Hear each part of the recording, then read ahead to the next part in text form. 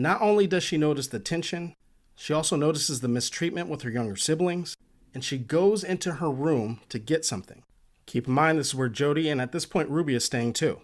So she walks in and she notices massage oil and candles and says to herself, they must be going to Pound Town, which becomes important because you're going to start to notice how these two are ride or dies for each other.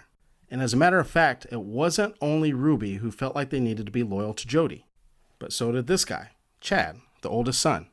Keep in mind, he's been in therapy with Jodi this entire time.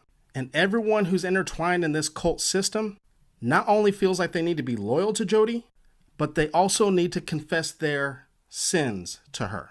So one day, Chad, who's 17 at this point, confesses 2 sins to Jodi. The first one, he made out with a girl. Don't forget about how this cult views men and their lustful thoughts. The second sin that he confessed was that he was watching adult movies on his phone. Now, it's important that you remember the mindset of this cult and how they view this type of behavior, because Jodi makes Chad tell his mom. Ruby not only gets upset, but has an epiphany. Ruby says to Chad, all of Jodi's possessions are because of you. Get out. Then she goes to Kevin and says, our marriage is in trouble because of you.